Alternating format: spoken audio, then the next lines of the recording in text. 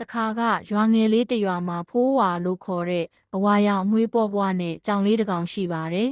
။သူဟာအယမ်းမာနာကြီးပြီးဘသူနဲ့မှမပေါင်းဘဲတစ်ကောင်နဲ့နေလေးရှိတယ်။တနေ့မှာတော့အိမ်ရှင်ကလမ်းဘေးမှာကောက်ရလာတဲ့နီညိုလို့ခေါ်တဲ့ခွေးပေါက်စလေးခွေလေးတစ်ကောင်ကိုအိမ်သို့ခေါ်လာခဲ့ပါတယ်။အမီးလေးနံပြီးဟေ့တငယ်ချင်းငါတို့အတူတူစော့ရအောင်လို့ဖိတ်ခေါ်ပေမဲ့ဖိုးဝါကတော့ဟင်း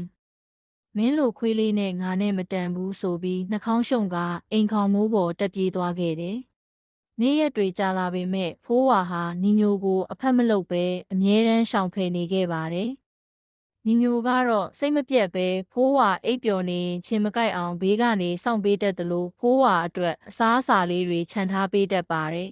။တညမှာတော့ရွာထဲကိုတောထဲကမြေခွေးတစ်ကောင်ခိုးဝင်လာပြီးအိမ်ကျက်တွေကိုဖမ်းဖို့ကြိုးစားပါတယ်။အဲ့ဒီအချိန်မှာဖိုးဝါကအိမ်နောက်ဖေးမှာအိပ်ပျော်နေတာပါ။မြေခွေးကဖိုးဝါကိုမြင်တော့အစာမှတ်ပြီးရုတ်တရက်ခုန်အုပ်ဖို့ပြင်လိုက်ပါတယ်။ဒါကိုမြင်သွားတဲ့နီညိုဟာသူ့ထက်ကိုယ်လုံးကြီးမားတဲ့မြေခွေးကိုမကြောက်မရွံ့ပဲဝေါင်း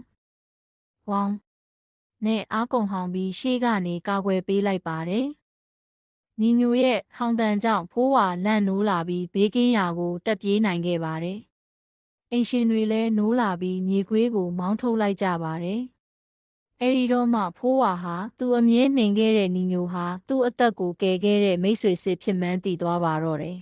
။နောက်နေ့ကစပြီးဖိုးဝါဟာမာနတွေကိုဖျောက်ပစ်လိုက်ပါတယ်။အခုဆိုရင်အိမ်ရှိကနေပူစာလုံတဲ့နေရာလေးမှာအဝါရောင်ကြောင်လေးတစ်ကောင်နဲ့နီညိုရောင်ခွေးလေးတစ်ကောင်ဟာတစ်ကောင်ကိုတစ်ကောင်မှီပြီးပျော်ပျော်ရွှင်ရွှင်အတူတူရှိနေကြပါတော့တယ်